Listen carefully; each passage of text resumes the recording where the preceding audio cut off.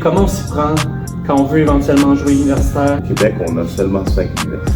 C'est quoi cette équipe-là dans laquelle tu joues? C'est quoi cette ligue? Ouais. Tout ça, ça va faire en sorte que je vais pouvoir jouer au prochain niveau. On arrive à l'examen, puis là, c'est là qu'on a de la difficulté à l'examen. Maintenant, on va rentrer dans le vif du sujet. La journée qui me fait chier, tu veux me faire gagner. Donc, Puis là, si je t'interromps, je te dis, you have to pick one, OK? là, il faut pas Vous avez entendu me ici. faut pas me troll dans l'espace.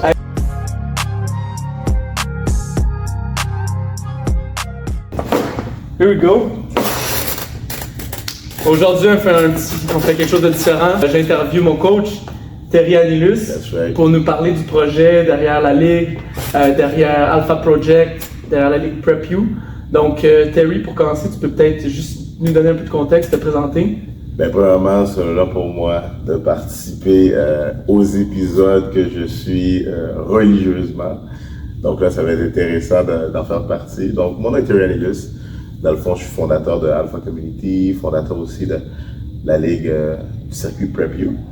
Et puis, je suis content de pouvoir discuter de tout ça avec toi aujourd'hui. Bien sûr. Fait que parle-nous un peu de ça, de PrepU. C'est quoi? Il y a des gens qui me demandent, là, tu sais, qui voient mes vidéos et tout, qui demandent c'est quoi cette équipe-là dans laquelle tu joues, c'est quoi cette ligue? Ouais. C'est pour qui? C'est quoi le projet derrière? Voilà, dans le fond, ce qu'on a réalisé, c'est qu'on a réalisé qu'il y avait comme un flou dans le basketball au Québec. Et un petit peu au Canada aussi. Ce que je veux dire par là, c'est qu'au Québec, on a seulement 5 universités. Et une équipe professionnelle qui vient d'arriver, on est content, mais seulement 5 universités.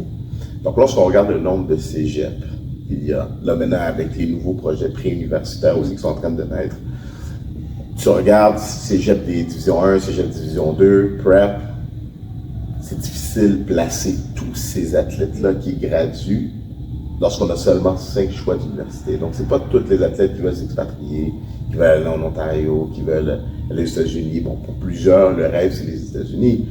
Mais il y a une grosse masse d'athlètes talentueux au Québec qui, malheureusement, n'ont pas d'endroit où jouer. Donc, l'idée de PrepU était un petit peu de venir et de dire, OK, il y a un besoin. Et la façon de répondre à ce besoin-là, c'est le circuit PrepU, justement, pour des athlètes qui veulent se garder actifs, pour des athlètes qui veulent continuer à performer le sport du basketball. Il y a des athlètes qui ont beaucoup de talent, mais que pour différentes raisons ne peuvent pas rentrer en cégep D1. Il y a des athlètes qui ont beaucoup de talent, pour plusieurs raisons, ne sont pas éligibles pour rentrer à l'université. Des fois, ils ont besoin de 3 mois de basketball, de 6 mois de basketball. Tu as même des athlètes qui, après l'université, des fois, sont en attente de contrat professionnel, mais qu'il n'y a pas vraiment quelque chose d'intéressant sur la table. Donc là, ils ont besoin d'une période pour se garder actif, pour se garder, comme on dit, en game shape. Donc, d'où là l'idée d'arriver puis de répondre à ce besoin-là, de créer un circuit qui aide ce type d'athlète-là à se garder actif et dans l'objectif de trouver quelque chose d'encore meilleur. Ouais, ça, je confirme que je l'ai remarqué, le peu d'équipes universitaires, c'est un truc qui a affecté moi mes opportunités de jouer au basket dans les dernières années. Là. Fait que c'est une des raisons pourquoi j'ai sauté là-dessus quand j'ai vu cette opportunité-là. Tu as parlé qu'il y avait un besoin. Ouais. Est-ce que tu as eu cette idée-là seul? Est-ce que tu t'es mis avec des gens pour monter ça? Dans le fond, l'idée, la nature du projet, la première personne qui a réalisé ce besoin-là, c'est Igor Iguema, qui, il y a 3 ans, on avait créé une équipe qui s'appelait UQAM 2. Donc, dans le fond, la première équipe s'entraînait à l'UQAM et faisait des matchs en concours tout au long de l'année. Donc, c'est un projet pilote. Donc là, UQAM 2 est devenu ce qu'on connaît aujourd'hui CS. Ouais. Et à l'intérieur de ça est venue l'idée d'arriver et de dire qu'on va créer un circuit CS. Donc là, Alpha Project est né et on a travaillé avec d'autres partenaires pour voir leur intérêt de vouloir avoir une équipe dans la ligue et faire vivre ce projet-là. Et c'est ça qui a fait en sorte que l'année passée, on a eu une première année qui a été, somme toute, quand même correcte. Pour une première année, c'était bien. Cette année, les choses vont encore mieux. Puis l'année prochaine, on a des projets, ça va être encore meilleur. OK, un petit suspense. Yes, ça va être encore meilleur l'année prochaine. OK, ça marche. Yes. All right. On va dévier un peu de la Ligue PrepU pour aller parler du processus. On va aller plutôt du côté des joueurs qui ont des aspirations universitaires, professionnelles. Ça peut paraître intimidant. Les joueurs peuvent se poser cette question-là dès qu'ils arrivent à la fin de l'adolescence, par exemple, quand ils commencent à devenir un petit peu plus sérieux. Ils peuvent se demander comment on s'y prend quand on veut éventuellement jouer universitaire, quand on veut éventuellement jouer professionnel? Par où est-ce qu'on commence? Premièrement, il faut se garder actif. Premièrement, il faut que tu aies un réseau de coachs qui peuvent te donner une référence. C'est comme une offre d'emploi. Quand tu appliques pour un emploi, souvent l'employeur va te demander, OK, donne-moi des références. Après ça, ils appellent tes références, ils disent comment cet employé-là, et comment cette personne-là. C'est un petit peu le même principe au niveau du basketball. Lorsqu'on crée un circuit comme celui-là, on crée un environnement où les athlètes vont pouvoir avoir ce même système de référence-là, parce que c'est la même chose. Et le programme universitaire, on va te payer pour jouer, parce que souvent, on va donner un scholarship. Soit on te paye d'une certaine façon pour jouer, parce qu'on paye tes études. Un contrat professionnel, on te paye un salaire pour jouer. Donc, ce qui est important de créer, c'est ce système-là de référence où un coach au prochain niveau va être capable d'aller chercher ces références-là. Donc, ça, c'est la première étape. Donc, d'où l'idée de la Ligue, d'où pourquoi qu'un athlète veut jouer universitaire, puis après l'université, souvent la suite logique, ça va être d'aller jouer professionnel. Maintenant, il existe des athlètes qui ont joué CCAA, qui est dans le fond la Ligue collégiale. Ailleurs, dans les autres provinces. Dans les autres provinces, nos cégep Division 1 jouent CCAA. Il y a des athlètes qui ont passé directement du CCAA au professionnel. Il y en existe plusieurs, il y a quand même quelques exemples. L'exemple quand même assez notable, c'est Karim Mané qui était à Vanier, qui a essayé de faire le saut directement. Donc, ça, c'est CCAA. On est d'accord. Donc, un athlète, le niveau très plus haut, lorsque tu regardes, par exemple, notre équipe Alpha Project, c'est à peu près le niveau CCAA. Donc, c'est possible.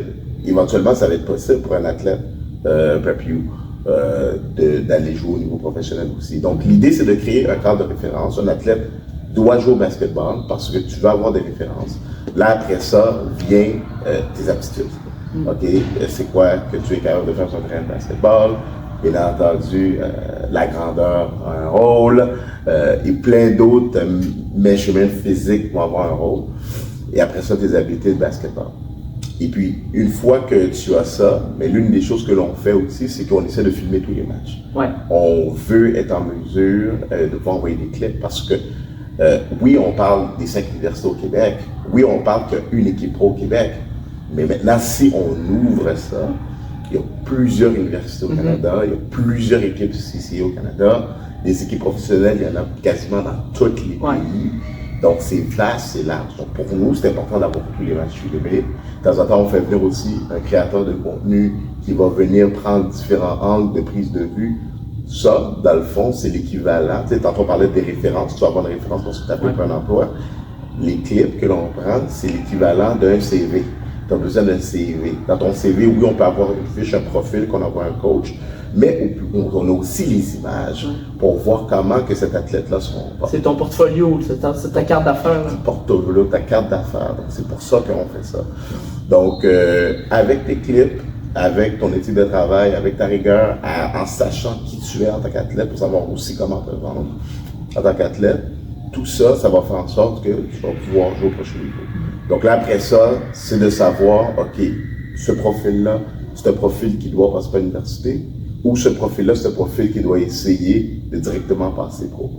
Et c'est là que ça devient intéressant lorsqu'on parle du secteur professionnel, parce qu'il y a des personnes qui seraient surprises de savoir que c'est pas facile pour être pro, mais en même temps, il y a plusieurs petits pays qui ont des ligues pro. Maintenant, il y en a partout. Il y en a partout.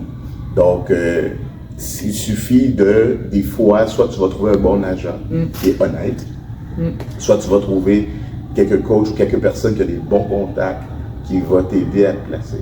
Là, après ça, jouer pro, c'est jouer pro. Il y a des salaires. L'année passée, on a des athlètes qu'on a aidés à jouer professionnel. Je vous donne un exemple. Il y a un athlète avec qui on a travaillé l'année passée qui a joué pro.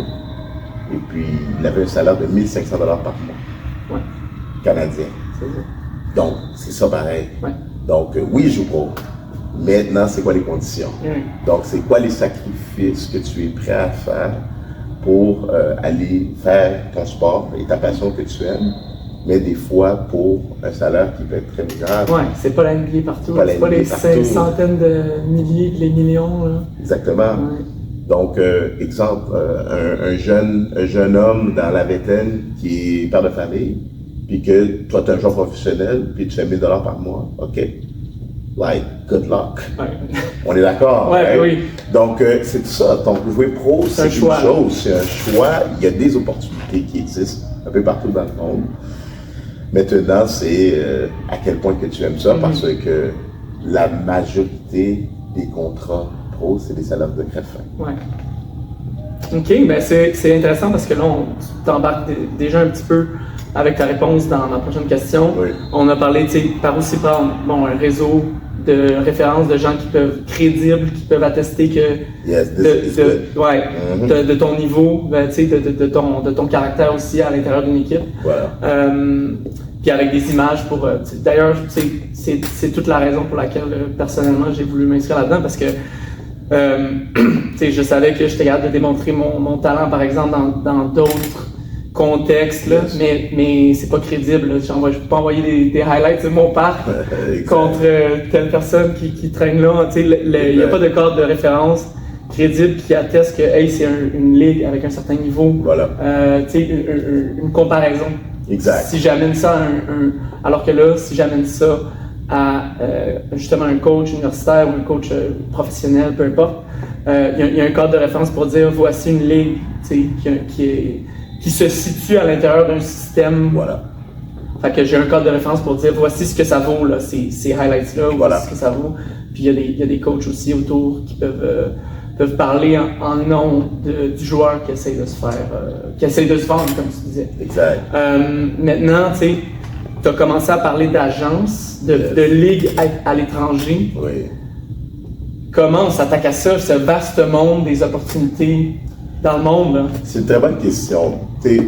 Pour ma part, moi-même étant dans le milieu, je connais quelques agents et je connais des personnes à qui que j'ai vraiment confiance, qui connaissent aussi les agents. Là, après ça, lorsqu'un athlète démontre la volonté de vouloir rentrer dans ce monde-là, mais tu sais, la première bonne chose que tu vas faire en tant que bon père de famille, c'est que tu vas dire, bon, premièrement, voici c'est quoi la réalité, voici c'est quoi la vie, et voici c'est quoi le struggle de cette décision-là. OK? Une fois qu'on a passé par ces étapes-là, oui, à ce moment-là, on peut faire quelques appels et puis on peut monter, comme tu as dit tantôt, le portfolio. Donc, une fiche de l'athlète. Après ça, tu t'inscris, il y a un site internet qui est international sur lequel tu t'inscris sur cette plateforme-là. Donc, le nom du site-là, il m'échappe un peu, mais c'est important parce que si tu n'as pas de compte sur ce site-là, ben, un agent certifié FIBA a de la difficulté à pouvoir présenter ton profil pro. OK, c'est quand même centralisé. Il y a une centralisation quand même dans tout ça. Donc, cette inscription sur ce site-là va coûter, cette affiliation-là va coûter environ 1 000 $. Mais cet engagement-là vient donner un peu de la crédibilité à ton portfolio. Surtout dans le contexte de notre ligue qui est nouvelle. Donc, ça nous met dans un contexte où on va te mettre un portfolio puis que tu es un athlète U-Sports. OK, mais U-Sports, c'est quand même connu au niveau international. Mais là, on va mettre un portfolio prep-U, ben là, on a un peu plus de travail à faire pour pouvoir un petit peu mousser et présenter le dossier, ce qui est normal. Mais en gros, voilà, c'est le portfolio, les contacts de confiance, parce qu'on en a vu des choses. Il peut s'en produire n'importe quand qu'il y a une business.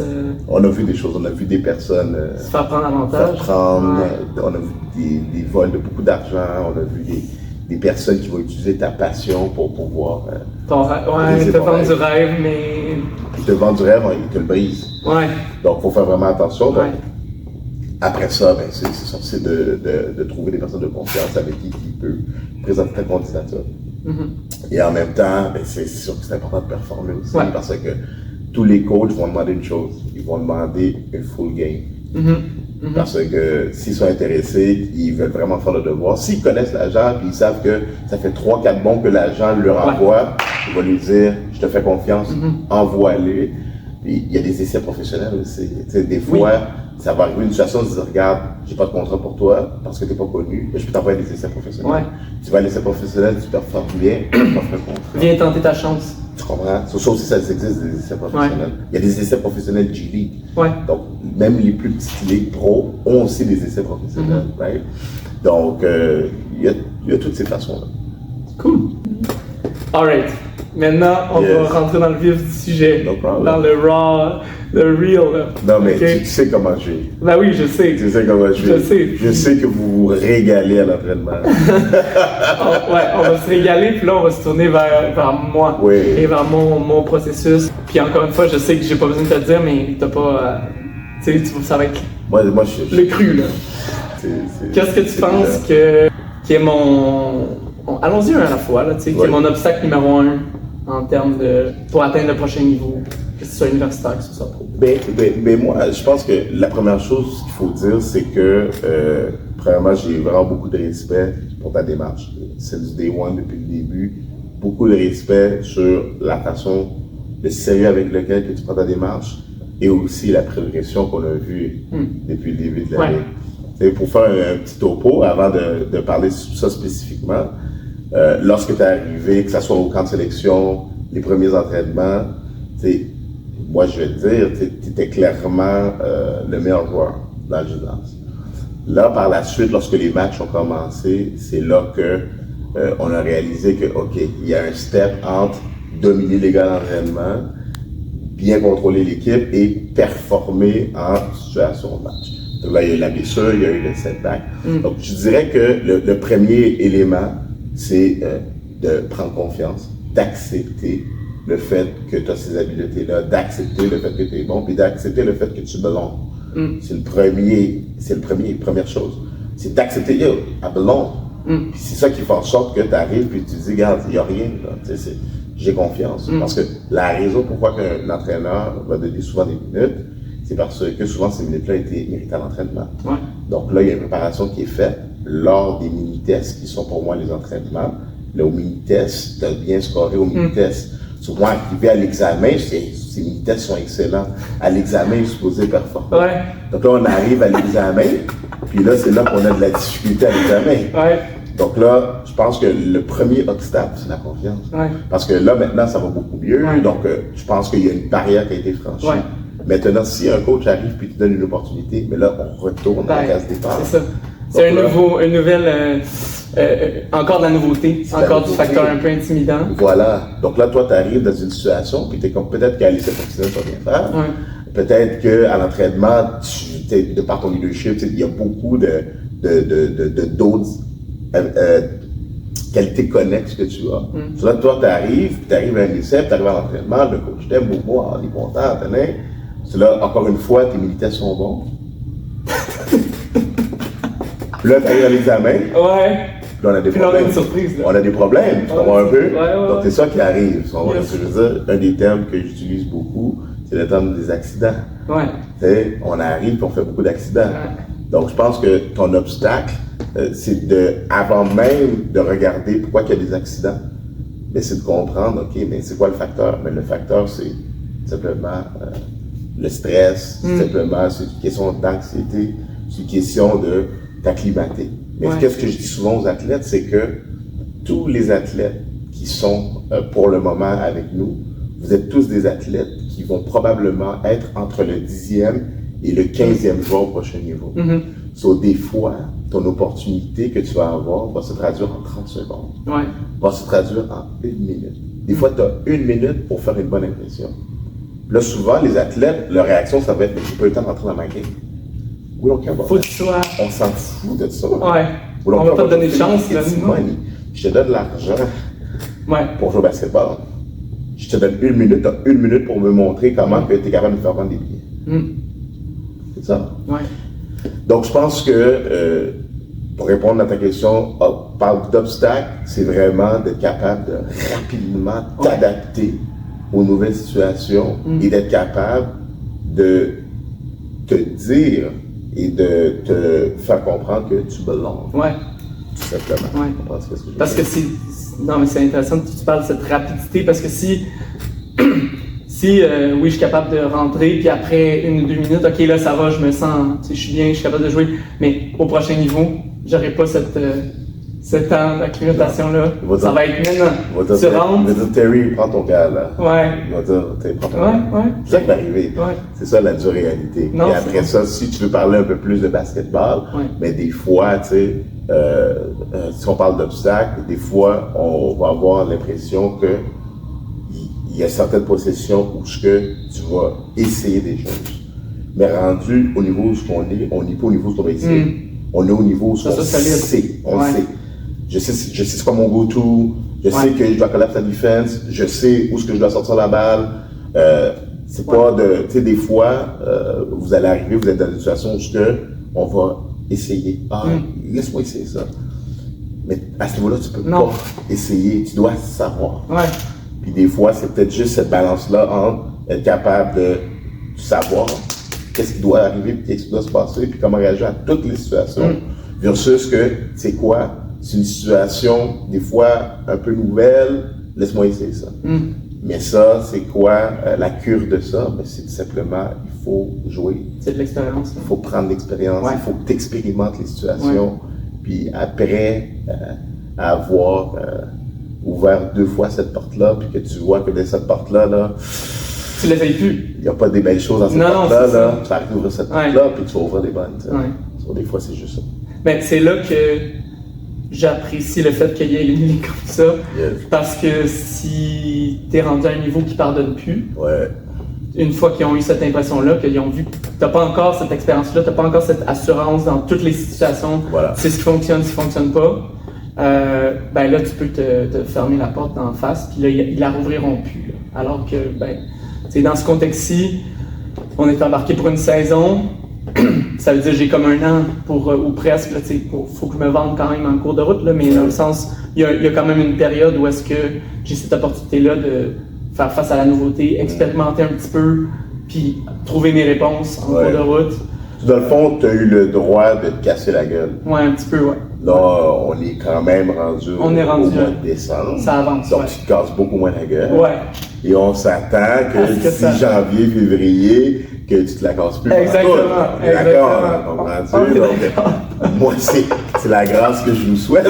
Oui. Tu comprends? Mais non, c'est ça. Maintenant, il faut être capable de progresser vite, s'adapter vite, mais je pense que tu prends quand même les bonnes décisions pour y arriver. Après ça, pour toi, ça va être une question de, hey, c'est pas compliqué, tu sais, undersized guard, un guard petit, je dois être capable de collapse la défense, d'être capable de forcer constamment 2 ou 3 joueurs à attirer et être capable de faire manger à la table les enfants. C'est ça qu'il faut être capable de faire quand on est undersized guard. Et de l'autre côté, c'est d'être capable de guard. Parce que tu es undersized guard, sur le périmètre, il faut que ça s'arrête là. Sur le périmètre, il faut que ça s'arrête là. Il ne faut pas que ton joueur arrive à s'en obliger. Maintenant, dans la rotation, on le sait que, OK, de temps en temps, il va arriver une situation que dans la rotation, tu vas te faire prendre. On va être capable de vivre avec ça à un haut niveau. Si on le sait que, OK, mais la contrepartie, c'est que sur le périmètre, ça s'arrête à lui. Et aussi sur les coverages, sur les ball screens, ça s'arrête à lui aussi, parce que le coverage est bien fait aussi. Donc, essentiellement, c'est ça. C'est d'un côté, collapse, d'être capable de collapse et faire les gens manger. De l'autre côté, être capable de guard. Donc, je sais que ça a l'air de résumer simpliste, mais en gros, si tu es capable de faire ça sans faire d'accident.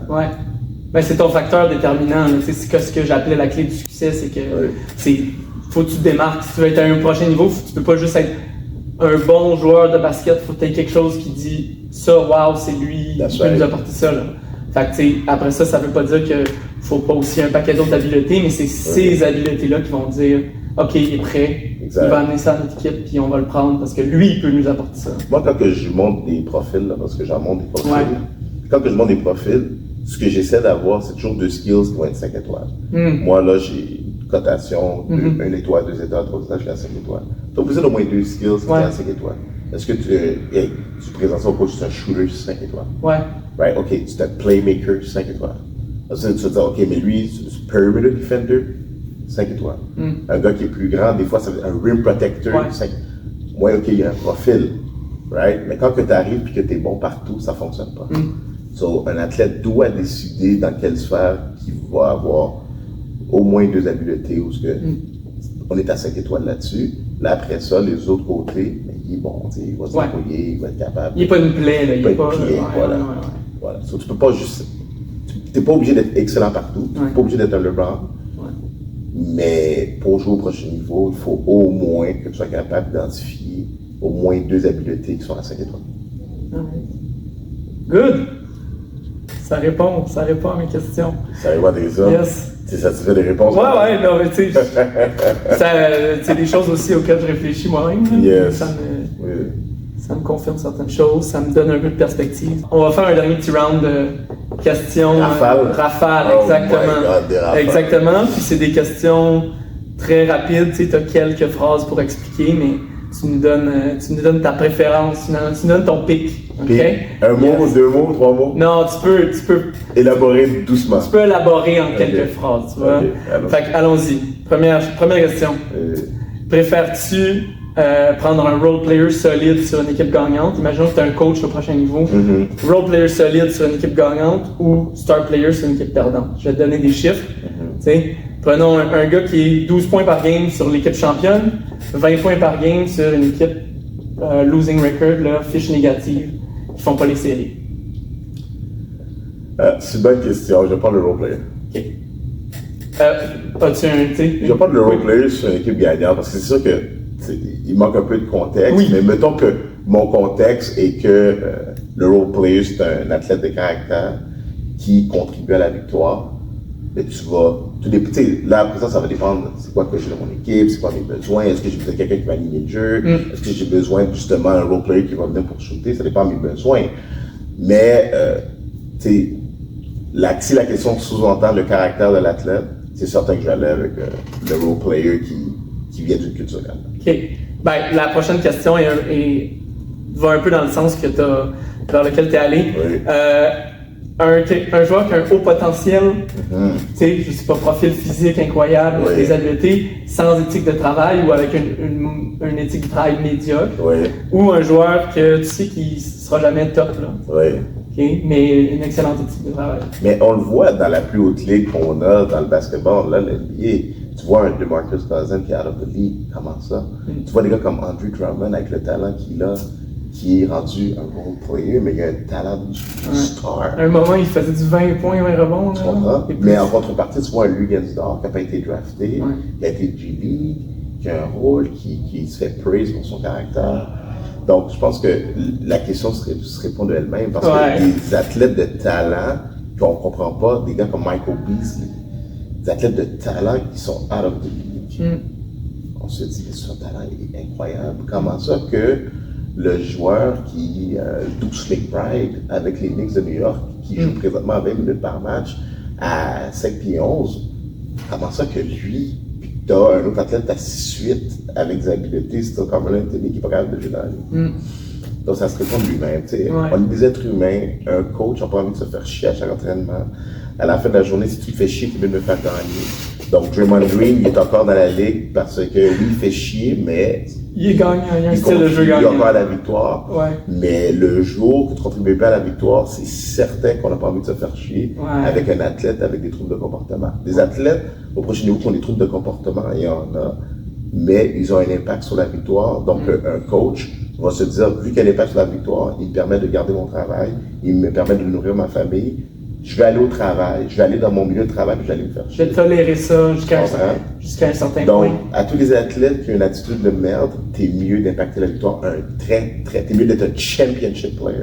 Parce qu'il n'y a aucun coach qui va aller dans son environnement de travail pour se faire chier. Maintenant, on est dans le domaine de la compétition. Donc, ça veut dire que moi, si je ne gagne pas, mes enfants ne mangent pas. Donc, si les enfants veulent manger, je dois gagner. Donc, si tu me fais chier, t'es mieux de le faire gagner. Donc, en gros sens, c'est une bonne réponse, OK, next one. Athlétisme ou IQ? Encore une fois, ça dépend de ce que j'ai besoin. Si j'ai une gang d'athlètes hyper rapides, hyper athlétiques, et qu'il me manque un athlète avec un high IQ pour pouvoir faire manger orchestrer tout ça, mais là, c'est certain que je fais un IQ. Maintenant, si j'ai une équipe basketball IQ, puis que les gars sont pas capables de mettre un pied devant l'autre, Là, c'est compliqué parce que j'ai besoin d'un gars qui va amener un peu d'athlétisme là-dedans. Donc, puis là, si je t'interromps, je te dis, you have to pick one. Damn, high IQ. OK, alright, coach. On est des coachs, hein? On peut pas. Ah non, j'ai besoin d'avoir du plaisir à mon entraînement. Ouais, c'est ça. Bon, tu sais, j'essaie de mettre une action, le gars s'en va dans la mauvaise direction, c'est compliqué, là, tu comprends ce que je veux dire? Yes! J'aime des gars qui savent conduire. Je comprends très bien. Voilà. Score en tant que. OK, on va faire un petit throwback, là. Toi, en tant qu'ancien joueur, scorer ou gagner qui t'apporte le plus de plaisir? Gagner. Gagner? Absolument. OK. Absolument. As-tu. Quand tu étais joueur, c'était ça aussi? C'était ton. Complètement. T'étais un grand compétiteur. Compétiteur. Alright. Compétiteur. Nice. Donc moi, j'étais un meneur, donc j'étais pas dans une position où je faisais beaucoup de points par match, mais c'était pas en bas de 17-6 par match. Ouais, ok. Donc c'était mon genius zone. Moi, je dis toujours, c'est important pour un athlète d'être dans sa zone de génie. Si tu es dans ta zone de génie, c'est comme ça que tu contribues à la victoire. Mais des fois, ta zone de génie, c'est d'être un playmaker. Ouais. Mais toi, ce qui te rend heureux dans ton petit cœur, c'est de scorer. Ouais. Ben là, mais t'es pas un scoreur. Donc là, t'es pas dans ta zone de génie. Ouais. Donc là, tu vas aller scorer dans la Rec League. Mais par contre, si tu aurais accepté la zone de génie, que Dieu t'a donné, qui est exemple d'être un playmaker, ben peut-être que ce skills-là t'aurait amené. Ouais. C'est comme l'exemple, on a un athlète de notre équipe à Louis, où ce que lui, il avait des envies de jouer sur le périmètre, de prendre des lancers, de faire beaucoup de choses, d'attaquer un contre un. Maintenant, moi, j'ai eu une conversation avec lui. C'est un bel exemple. Je lui ai dit, prochain niveau, si on te décale au poste 5, je peux te placer. Ça va me prendre 3 mois pour te placer. Alors que tu es rendu, si je te fais juste sur le périmètre, ben peut-être que ça va peut-être me prendre un an. D'un an, tu es un an plus vieux. La courbe d'apprentissage est plus longue. Ça, tu comprends? Donc, après ça, c'est un choix. Ouais. Donc, tout le monde a une zone de génie. Après ça, il faut d'abord et avant tout que l'athlète accepte cette zone de génie-là. S'il est vraiment passionné par son sport, il veut continuer. Et une fois que cette étape-là est faite, ben c'est certain que ça devient plus facile. Mais souvent, on a des athlètes qui sont hors de leur zone de génie parce qu'ils font des choix qui leur rendent heureux sur le basketball. Et si tu es heureux dans la Rec League, moi, j'ai aucun jugement. Ouais. Ils n'ont pas associé à prendre le plaisir aux choses qui pourraient contribuer à leur équipe. Voilà. Dernière question. C'est comme si on aurait un Antonin qui veut être un rim protector. Ouais. Parce que j'adore bloquer les choses. Moi, ça me fait plaisir. Et moi, ça me rend heureux d'être un rim protector. Parfait. Va prendre des mini paniers. Comprends ce que ça veut dire? Va jouer avec des enfants. Puis va faire le rim protector. Sois heureux. Moi, j'ai aucun jugement pour les gens qui sont heureux. Aucun jugement. Mais après ça, lorsqu'on parle d'un sport de haut niveau, il faut que tu sois dans ta zone de génie. Fait qu'il faudrait que ça soit aligné, les choses que tu fais bien, que tu peux faire bien pour performer à un haut niveau, puis ce qui t'apporte du plaisir à l'intérieur de la game, pour pas que tu sois en train d'aller à contre-courant finalement, être tiraillé entre qu'est-ce qui aide l'équipe à avancer et qu'est-ce qui te rend heureux. Ouais. Non, c'est intéressant ça. Puis dernière question là, rapide, qui est ton pick pour le Championship NBA cette année? Moi, j'ai toujours le cœur et la raison. Mais là, cette année, c'est la première année où mon cœur est quand même un peu aligné à ma raison. Moi, je suis un grand fan des Knicks de New York. OK. Donc, je pense qu'on a une équipe pas pire cette année. Ah ouais? Ah ouais.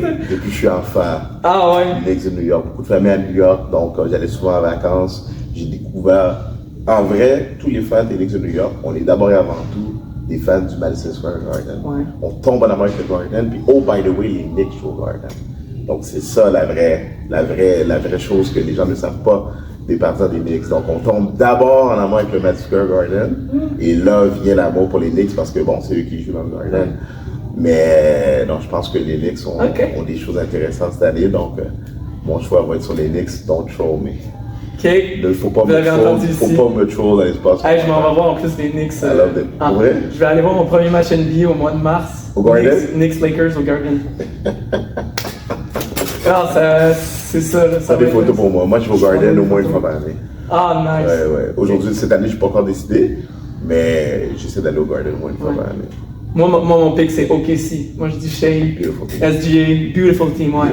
Beautiful. Ils sortent de la boîte, ils font des choses étranges. C'est vrai. Ils vont faire des skips défensifs que je comprends pas. Qui viennent se réveiller jusqu'à 2-3 heures du matin. En train de... Mais pourquoi qu'ils allaient de ce côté-là? Pourquoi qu'ils ont fait ça? Dans les OKC, c'est quelque chose d'intéressant. Bon, ouais, c'est ce qui conclut notre entrevue. Plaisir. Ça m'a fait plaisir. Moi aussi. Fait que tu pourras voir dans le prochain épisode, tu vas pouvoir te voir comme figurant. Je viens de voir ça. Es-tu satisfait? Ah, je suis très satisfait de cette entrevue. Parfait. Très satisfait de cette entrevue. Besoin. All right.